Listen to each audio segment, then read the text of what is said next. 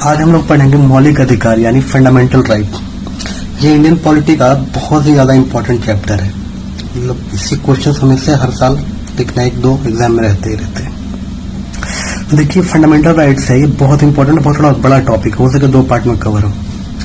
सबसे पहले ये जानिए कि फंडामेंटल राइट होता क्या है। इसका सबसे पहले कहाँ से ये कॉन्सेप्ट आया, किस देश ने अपनाया और भारत में ये कैसे आया, इसका प्रोसेस पे पहले देखेंगे। तो ये देखिए कि मैग्ना कार्टा ये क्या है। ये वर्ड है, ये वर्ड क्या है वो देखिए। अधिकार का वह प्रपत्र है, प्रपत्र में रिटन डॉक्यूमेंट्स, जिसे इंग्लैंड के राजा किंग जॉन्ग ने 1215 में जारी किया। पहले क्या था, इस ईस्वी से पहले लोगों के पास कोई मौलिक अधिकार नहीं थे, कोई राइट्स नहीं था उनके पास कि आप ये कर सकते हो, वो कोई नहीं रोकेगा, ऐसा कोई राइट नहीं था। तो सबसे पहले 1215 ईस्वी में इंग्लैंड का जो राजा था किंग जॉन्ग, इसने एक रिटन डॉक्यूमेंट जारी किया। एक रिटन कुछ लिखा पेज में 15-20 पॉइंट कि ये अधिकार है, ये हमारी जनता को है और इसे कोई वंचित नहीं कर सकता इसको। तो हिस्ट्री का पन्ना जब पलटा जाता है तो सबसे पहला रिटन डॉक्यूमेंट्स वही मिलता है जिसमें अधिकार लिखा गया। उस रिटन डॉक्यूमेंट्स का नाम क्या है, मैग्ना कार्टा। मैग्ना कार्टा क्या है, वही एक तरह से 2-3 पेज का वही रिटन डॉक्यूमेंट्स होगा। उस डॉक्यूमेंट्स को क्या बोल रहे हैं हम लोग, Magna carta. Magna carta concept क्या है, ये रिटन डॉक्यूमेंट है और अधिकार है। तो फंडामेंटल राइट था पहले लोगों को, उसको मैग्ना कार्टा बोलते थे। यह नागरिक के मूल अधिकार संबंधित पहला लिखित प्रपत्र, फर्स्ट रिटन डॉक्यूमेंट अगर कोई हिस्ट्री में मिलता है तो वो मैग्ना कार्टा मिलता है। अब देखें तो भारत में इसे कहां से लिया गया और कहां रखा गया वो इम्पोर्टेंट है भारतीय संविधान में। तो भारत में ये जो कॉन्सेप्ट है मूल अधिकार का, वो अमेरिका से लिया गया है। ये एग्जाम में पूछता है। और ये संविधान में रखा कहां गया है, संविधान के भाग 3 में रखा गया है। और इससे जो भाग 3 में जितने सारे पॉइंट्स हैं फंडामेंटल राइट्स, उसको भारत का मैग्ना कार्टा कहा गया है। मैग्ना कार्टा मीन्स होता है ये फंडामेंटल राइट्स। तो भाग अगर ये पूछेगा कि मैग्ना कार्टा भारत के संविधान किस भाग को बोलते हैं, तो भाग 3 को। उसमें क्या है, फंडामेंटल राइट। आर्टिकल कितने से कितने बीच में रखा गया है, 12 से 35 के बीच में। यानी भाग 3 में 12 से 35 के आर्टिकल के बीच फंडामेंटल राइट रखा गया है और इसको मैग्ना कार्टा भी बोलते हैं। देखिए मूल अधिकार में, मूल संविधान में 7 फंडामेंटल राइट्स है। ये 7 नंबर नहीं है, 7 टाइप के हैं। यानी जो 26 जनवरी 1950 को जो संविधान लागू हुआ उसमें 7 फंडामेंटल राइट्स है, लेकिन 44वां संशोधन 1978 के बाद 6 बचे। ये बहुत इंपॉर्टेंट है। पहले 7 था, अब पूछेगा वर्तमान में कितना, 6 है। एक को हटाया गया। कब हटाया गया, 44वां संशोधन 1978 में। ये क्या था, संपत्ति का अधिकार, इसको हटाया गया। इसके बारे में आगे देखेंगे हम। देखिए क्या है कि 6 अधिकार था, 6 टाइप का है। तो 6 टाइप का कौन कौन सा है, ये 6 पॉइंट है। समता का अधिकार आर्टिकल 14 से लेकर 18 के बीच में, सारा एक्सप्लेन होगा आगे। ये देखिए 6 टाइप का है। तो क्वेश्चन डायरेक्ट आता है इस एग्जाम में कि समता का अधिकार जो है, इक्वलिटी का जो अधिकार है राइट है, वो किस आर्टिकल से किस आर्टिकल के बीच में है। तो 14 to 18 ऑप्शन रहेगा, आपको इसमें क्लिक करना है। फिर स्वतंत्रता का अधिकार रहेगा, ये सारा चारों ऑप्शन रहेगा आपको 19 से 22 1922 ये आर्टिकल के बीच आपको क्लिक करना है। ये सब देखिए ये सारा देखेंगे हम लोग, सारे आर्टिकल अभी बस याद करिए।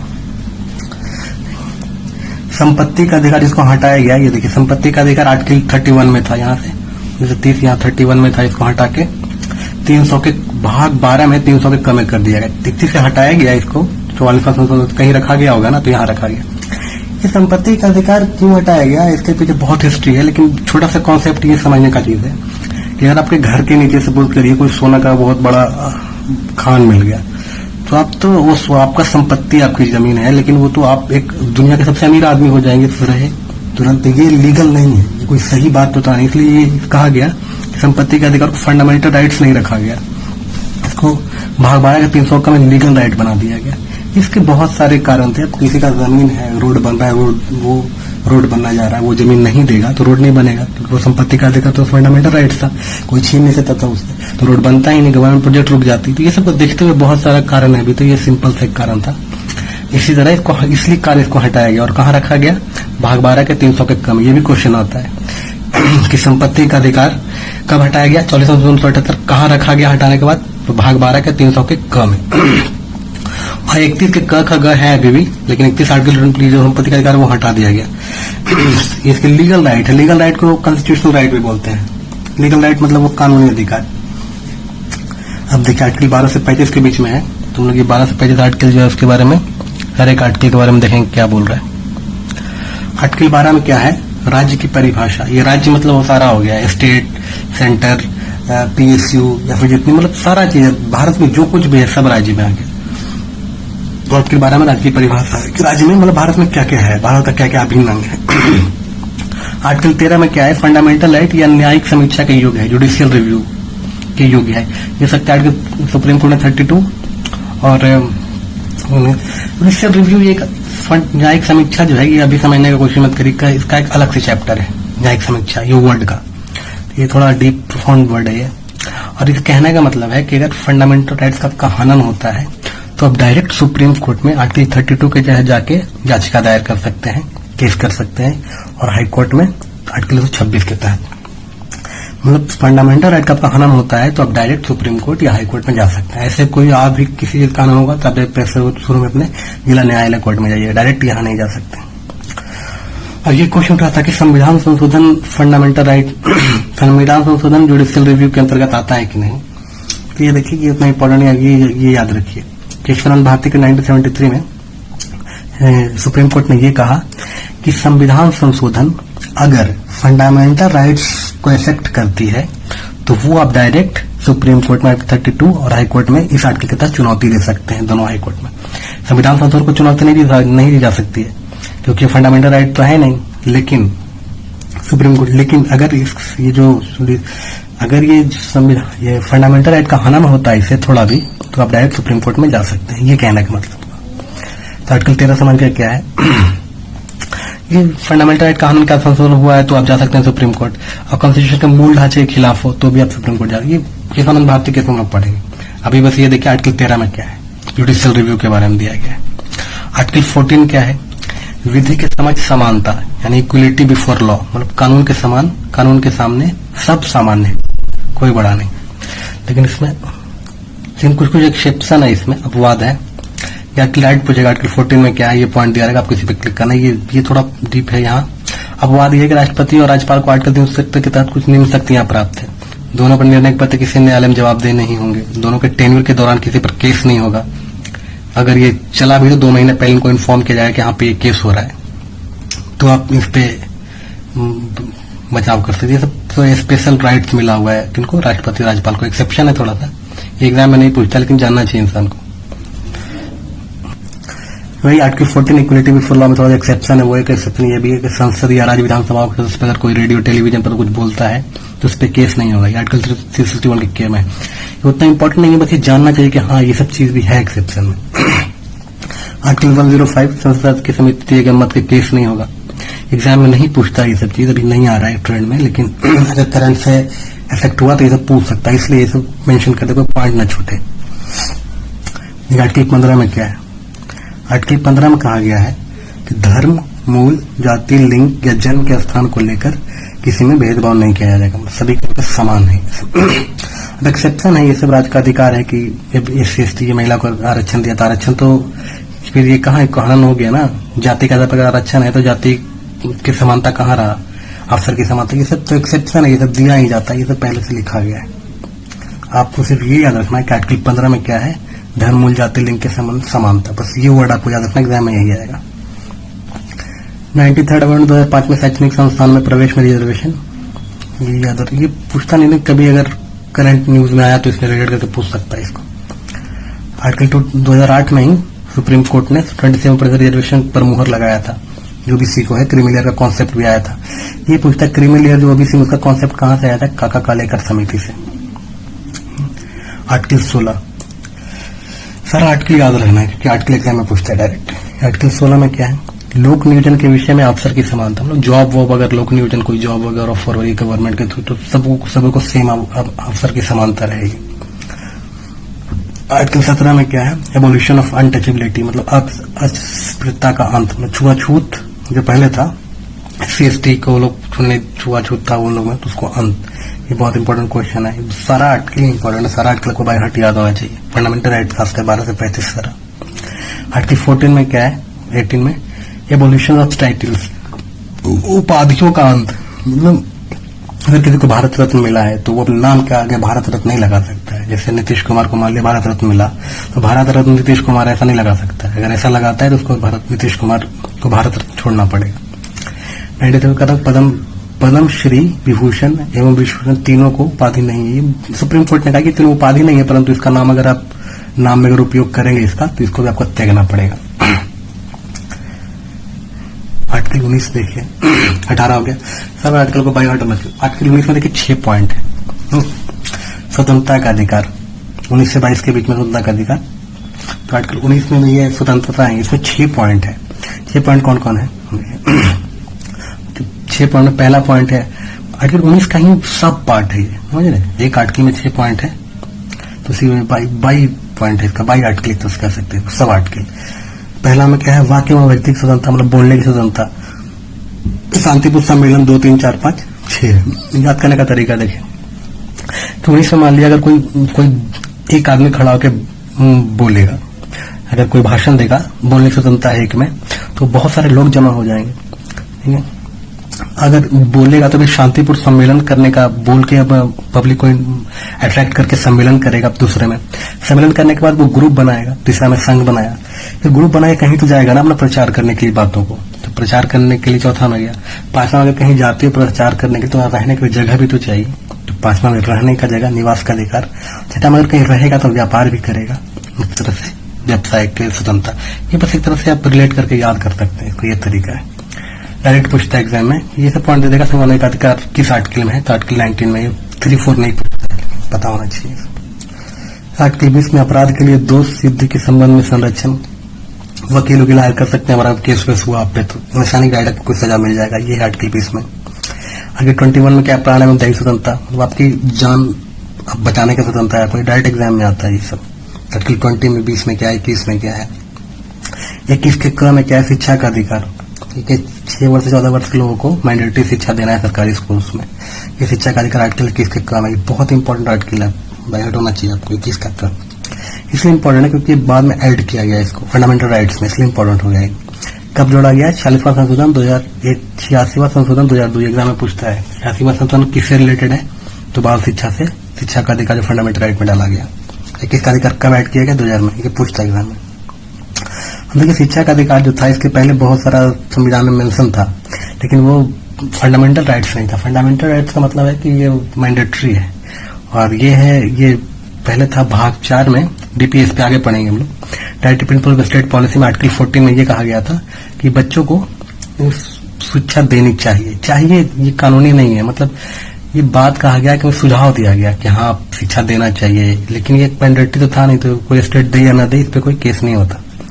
फिर आर्टिकल 51 के क्रम में फंडामेंटल ड्यूटीज जो है हमारा, वो भी आगे पढ़ेंगे मतलब पार्ट में। उसमें भी कहा गया था प्रत्येक नागरिक का एक कर्तव्य होगा 6 से 14 वर्ष को निःशुल्क शिक्षा दें। एक तरह से सुझाव है, सुझाव कोई माने ना माने, अब तो ये अप्लाई नहीं कर सकते, लेकिन जब ये 7वां संशोधन फंडामेंटल राइट्स में जुड़ गया, सारे स्टेट को ये मैंडेटरी हो गया, ये बहुत जरूरी हो गया, और ये करना ही पड़ा कि उसको शिक्षा देना पड़ा 6 से 14 वर्ष के लोगों को। ये क्रांति बोला जाता है, शिक्षा में क्रांति। 2002 में 86वां संशोधन होगा, लेकिन आर्टिकल 21 का एक फंडामेंटल राइट है, देश की सर्व शिक्षा क्रांति की तरह उठाया गया। ठीक है, अब शिक्षा का कहाँ कहाँ है, ये आर्टिकल अगर 51 का क आता है, 45 आता है, किसका क आता है, तीनों आर्टिकल से रिलेटेड है शिक्षा से अधिकार। ये फंडामेंटल राइट हो गया, ये डीपीएसपी हो गया, ये फंडामेंटल ड्यूटीज हो गया, ये तीनों इंपॉर्टेंट आर्टिकल है। देखिए आर्टिकल 22 निर्विरोध गिरफ्तारी में संरक्षण, तो हिरासत में 3 माह ज्यादा नहीं बढ़ाई जा सकती एक बार में जब तक ये का निर्णय ना हो। ये सब ये एग्जाम में सीधे पॉइंट आएगा, निरोध एवं गिरफ्तारी के संरक्षण किस आर्टिकल में, आर्टिकल 22 में। अब आर्टिकल 23 और 24।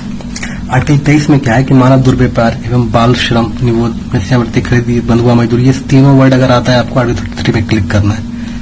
23 और 24 क्या बताया था, किसमें रिलेटेड था, ये शुरू में ही 23-24 ये शोषण के विरुद्ध अधिकार में 23 से 24 था। 23 कौन सा है, मानव दुर्व्यापार, और 24 में कारखानों आदि में बालकों के नियोजन, कोई भी बच्चा 14 साल से कम होकर कारखाना में काम नहीं करेगा। ये दोनों बहुत इंपॉर्टेंट आर्टिकल है, बहुत कंफ्यूजिंग आर्टिकल। आपसे 23-24 याद रहेगा कि मतलब शोषण के विरुद्ध है। और ये देखिए कारखाना वर्ड जहां भी आएगा श्रम नहीं, कारखाने वर्ड अगर ये जहाँ है आपको, और 14 वर्ष से कम तो आपको 24 मारना है। बाकी ये तीनों अगर आया, दुर्व्यापार, बहुआ मजदूरी, श्रम निषेध, तो आर्टिकल 33 में, दोनों एग्जाम में बहुत बार पूछता है। फिर आर्टिकल 25 से 28 ये स्वतंत्रता का अधिकार है। धर्म की स्वतंत्रता, तो धर्म से आप किसी भी धर्म को अपना सकते हैं। ये नहीं, ये 26 से 28 ऐसा नहीं पूछेगा, बस ये पूछेगा धर्म की स्वतंत्रता का अधिकार किससे किस आर्टिकल में, 25 से 28 के बीच में। 25 आर्टिकल देख लीजिए तीनों, वैसे ये तीनों पूछता है डायरेक्ट 27 में क्या 28 में क्या है, बस ये पूछेगा कि आपको किससे किस आर्टिकल में धर्म की स्वतंत्रता का अधिकार है। 25 से 28 हो गया। आर्टिकल 29 में क्या था, संस्कृति एवं शिक्षा संबंधित अधिकार। आर्टिकल 29 में क्या है, धार्मिक अल्पसंख्यकों की सुरक्षा प्रदान करता है, धार्मिक भाषा या को सुरक्षा प्रदान करता है, अल्पसंख्यक के हितों का संरक्षण। आर्टिकल 30 में क्या है, शिक्षा संस्थानों ये आर्टिकल 29, 39 से उठा डायरेक्टली नहीं पूछता। ये जब ये दिया रहता है कि संस्कृति एवं शिक्षा का अधिकार आर्टिकल किस आर्टिकल 29 से 30 के अधिकार में, ये थोड़ा देख लेना है बस। ये दोनों 31 में क्या, संपत्ति का, ये तो बताया था। 30 को हटा के लीगल राइट बना दिया। आर्टिकल 33 में जो था, अभी तो है नहीं, देखिए आर्टिकल 33 में संपत्ति का अधिकार था पहले, उसको 1978 में 44 संसदों ने हटाकर इसको फंडामेंटल राइट सूची से हटा के भाग 12 का 300 में लीगल राइट बना दिया गया। ये पूछता है संपत्ति का कैसा अधिकार है, तो लीगल राइट है, कानूनी अधिकार या कॉन्स्टिट्यूशनल राइट, दोनों है। जो लीगल राइट और कॉन्स्टिट्यूशनल राइट तो होगा ही। देखिए लीगल ऑप्शन में तो लीगल क्लिक करना है। आर्टिकल 32 में क्या है कि संविधान, ये आर्टिकल 32 बहुत इंपॉर्टेंट है। ये आर्टिकल 32 में क्या है कि संवैधानिक उपचारों का अधिकार, ये बहुत बार एग्जाम में पूछता है। क्यों पूछता है, क्यों इंपॉर्टेंट, ये देखिए अम्बेडकर ने कहा था इसके बारे में कि यह आर्टिकल, इसके बिना संविधान अर्थविहीन है। ये पॉइंट आता है एग्जाम में, ये किस आर्टिकल के बारे में संविधान की अम्बेडकर ने कहा था, ये आर्टिकल के बिना संविधान अर्थविहीन है। आर्टिकल 32। फिर heart and soul of the Indian constitution, इसको इसी को बोला, आर्टिकल 32 को ही बोलते हैं। ये बहुत बार एग्जाम में पूछा है ये दोनों पॉइंट। आर्टिकल 32 भी बहुत इंपॉर्टेंट है, सर आपको सारा ये आर्टिकल याद रखना है, लेकिन 32 थोड़ा ज्यादा इंपॉर्टेंट है। सुप्रीम कोर्ट नागरिकों के फंडामेंटल राइट का रक्षक एवं गारंटी देने वाला है। ये क्वेश्चन एग्जाम में आता है कि नागरिकों के फंडामेंटल राइट का रक्षक किसको बोलते हैं। ऑप्शन में रहेगा संविधान, या फिर पार्लियामेंट, या फिर राष्ट्रपति, या फिर सुप्रीम कोर्ट। तो आपको सुप्रीम कोर्ट क्लिक करना है। ये ऑब्जेक्टिव में बहुत बार पूछा गया है क्वेश्चन।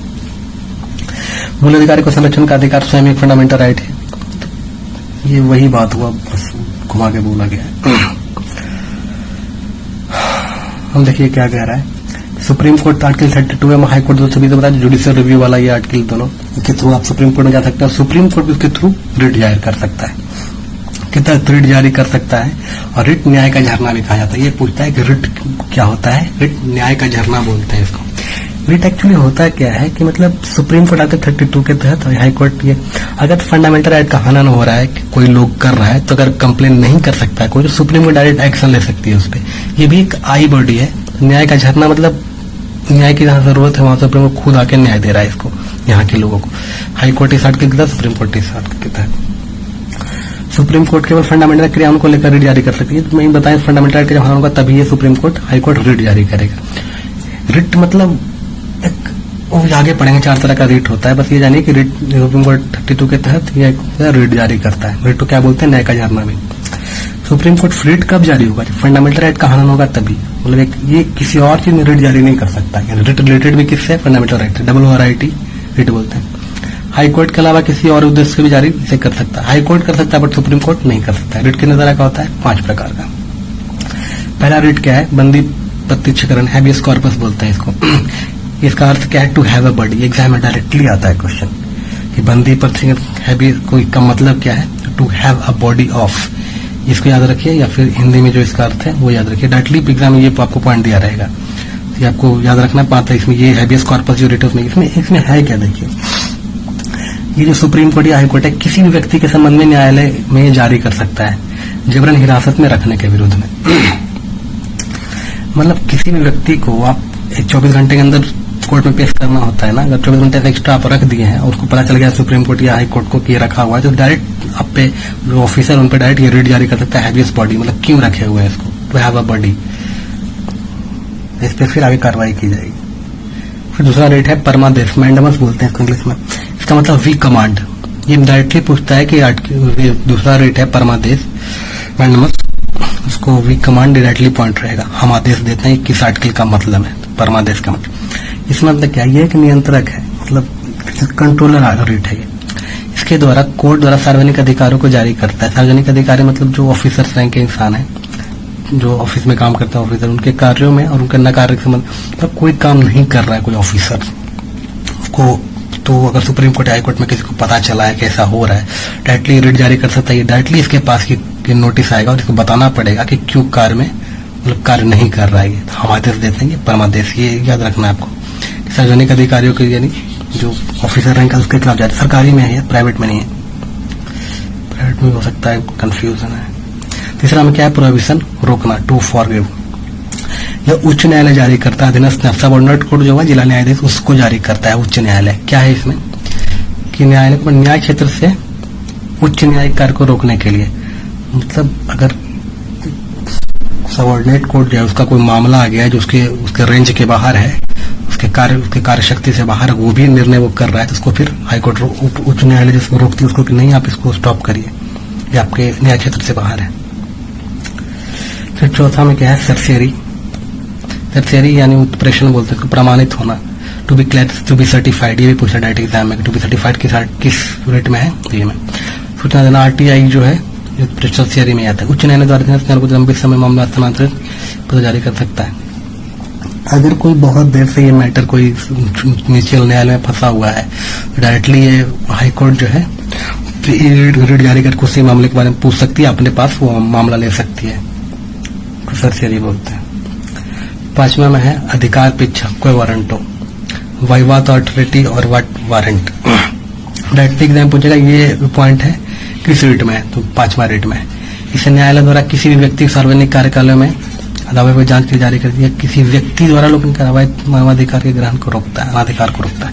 मतलब कोई ज्यादा काम, मतलब कोई मतलब अगर कोई किसी भी व्यक्ति का रेंज है, मतलब 5 लाख रुपए जुर्माना ठोकना, 10 लाख रुपए जुर्माना दे दिए हैं, तो ये अपना अथॉरिटी का हनन है ना, बाइवाट अथॉरिटी, मतलब अथॉरिटी उसका था नहीं उस ऑफिसर का वो काम करना, तभी वो काम कर रहा है। इसमें कोवारंटो ये रिट जारी करके डायरेक्टली पूछ सकता है, इसे सुप्रीम कोर्ट हाईकोर्ट इस पे कार्रवाई की जाएगी। ये 5 तरह का रिट है। रिट वो है, ये दोनों सुप्रीम कोर्ट हाईकोर्ट जारी करता है ताकि मतलब संविधान का जो फंडामेंटल राइट को हनन ना करे लोग, और बस बैलेंस बना रहे।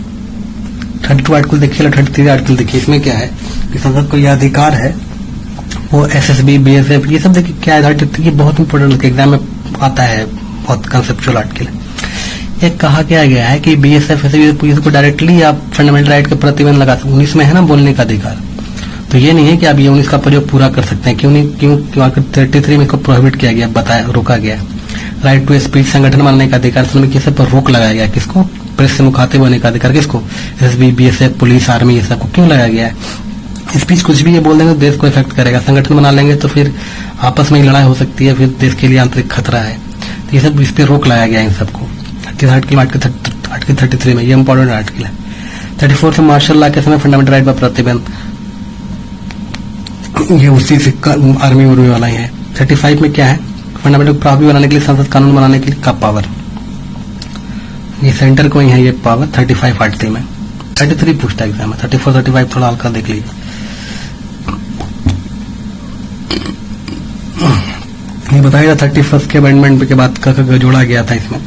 ये संपत्ति का अधिकार, क्षतिपूर्ति का भुगतान, सब क में क्या है वो ये पूछता नहीं, एग्जाम में जानना चाहिए। एग्जाम में नहीं आएगा क में क्या क्या लिखा गया है।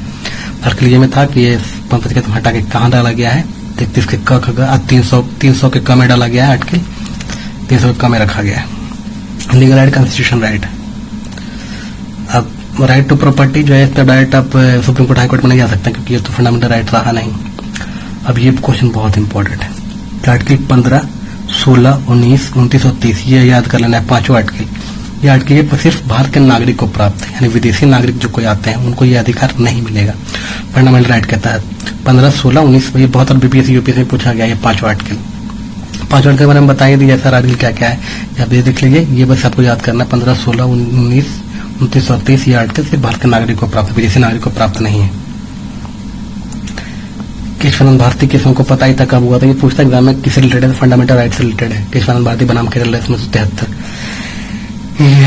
बेसिक स्ट्रक्चर का कॉन्सेप्ट आया था इसमें मिनर्वा मिल केस 98 में। ये सब केस बाद में, ये सब केस एग्जाम में नहीं पूछता एग्जाम में, बस जानने के लिए। चलिए अगले वीडियो हम लोग MCQ सारा क्लियर कर लेंगे। ये मिनरवा मिल्स केस था कि इंदिरा गांधी ने जब नेशनलाइज करी थी सारे बैंकों को, तो मिनरवा मिल्स से केस है, कर्नाटक का मिल फैक्ट्री था, उसको भी वो नेशनलाइज करके सेंटर अपने अंदर में ले रही थी।